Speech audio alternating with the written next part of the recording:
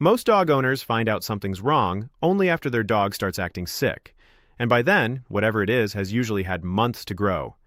Almost nobody has been shown the 5-minute habit that catches problems while they're still small, or told honestly what a cheap kitchen spice can and can't actually do. So what happens when someone who's raised working dogs on a farm for years lays out both, plainly, without overselling either one? My name is Eli Yoder. I've grown up around dogs my whole life. Farm dogs, working dogs, the kind that are always moving and always seem fine right up until they aren't. I want to tell you about our old dog Samson first, because he's the reason I stopped trusting how a dog looks and started actually checking. Samson seemed completely normal, eating fine, working the fence line every morning, right up until my father noticed he'd gone quiet for a few days.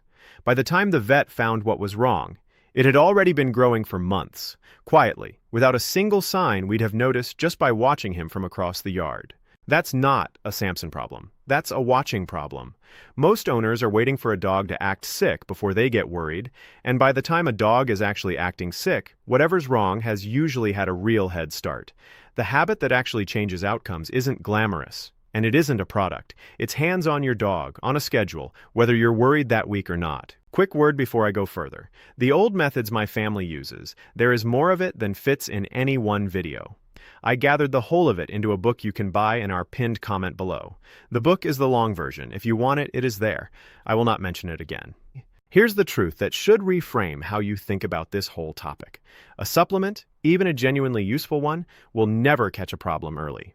Only a person's hands can do that. So before I tell you about the spice, because I promised you that and I'll deliver it, I want to give you the habit that matters more, the one almost nobody's ever actually shown you how to do. Once a month, run both hands slowly over your dog's entire body, following the same path every time so you build a real sense of what's normal. Start at the head, work down the neck and along both sides of the body, down each leg, and don't skip the belly or under the tail. You're feeling for any lump, bump, or thickened patch under the skin that wasn't there last time, anything that feels firm, or anything your dog reacts to with pain when you press near it. The trick is doing this on a set day every month, the first of the month, a birthday date, whatever's easy to remember, rather than only when you happen to think of it, because a 5-minute habit only catches something early if you actually stick to the schedule. Now, about the spice, because it's real, and it's worth knowing, just not oversold. It's turmeric. Specifically the compound in it called curcumin. There is genuine laboratory research, including studies looking at curcumin's effect on cancer cells taken from dogs, showing it can influence how those cells behave in a lab setting. That's meaningfully different from proof that it prevents or treats cancer in a living dog, and any honest source will tell you the same thing. There simply isn't strong evidence yet that it does either of those things reliably. What holistic vets generally describe it as is a modest, supportive addition, something that may help with general inflammation and overall well-being, used alongside real veterinary care, never instead of it. If you and your vet decide it's worth adding, here's how my family actually does it. A common starting amount is somewhere around 1/8 to 1/4 teaspoon of turmeric per 10 pounds of your dog's weight, mixed into food once a day. The trick almost everyone misses is that turmeric alone is poorly absorbed by the body on its own. Pairing it with a small pinch of black pepper or a spoonful of a healthy fat like coconut oil meaningfully helps your dog's body actually take it in, instead of most of it passing straight through and doing nothing at all. Here's where I need you to actually pay attention, because this is the part that gets skipped in most videos about this. Turmeric can thin the blood a little, and some cancer types in dogs, like hemangiosarcoma, already carry a real bleeding risk on their own.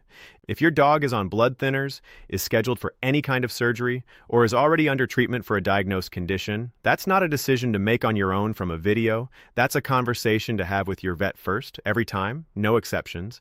This spice is cheap and it's genuinely interesting, but cheap doesn't mean risk-free, and the honest version of this video has to say that plainly. The last piece is knowing exactly when a monthly check turns into a phone call. Any new lump that's growing feels firmly attached rather than movable under the skin, or that your dog reacts painfully to, deserves a vet visit within the week, not a wait and see. The same goes for sudden weight loss. A dog going off its food for more than a day or two, unusual tiredness that doesn't match its normal energy, or any wound that isn't healing the way it should. None of these automatically mean the worst thing. Most of the time they don't. But catching them early is the entire point of the monthly check we just talked about, and none of it matters if you find something and then wait. Those are the real pieces of this. A 5-minute hands-on check once a month on a schedule so you actually know what's changed. Turmeric and curcumin as a real, modestly supported, vet-supervised addition, never a replacement for actual care. The right way to add it so your dog's body can actually use it. A clear understanding of when this herb and a vet's plan don't mix, especially around bleeding risk, and a short, honest list of signs that mean this week, not next month. Here's the bigger picture, and it's what I actually want you to remember. The dogs that get caught early aren't caught by a spice in their bowl. They're caught by an owner's hands, on a schedule, month after month, whether anything seems wrong or not. That habit costs nothing and takes 5 minutes, and it will do more for your dog than any supplement ever will on its own. Cheap and simple beats expensive and rushed almost every single time, but only if you're actually doing the simple thing consistently, not just meaning to. So here's what I want you to do tonight, not next week, tonight. Run your hands slowly over your dog, the same path I described, head to tail, both sides, all 4 legs, under the tail. Not because you're worried right now, but so you know exactly what normal feels like before the day you might actually need to. Tell me in the comments how old your dog is and whether you've ever done a check like this before. And if you start tonight, come back next month and tell me if anything changed. I read every single one. Next time, I'm going to show you the specific spots on a dog's body where lumps get missed the longest, the places even careful owners tend to skip without realizing it.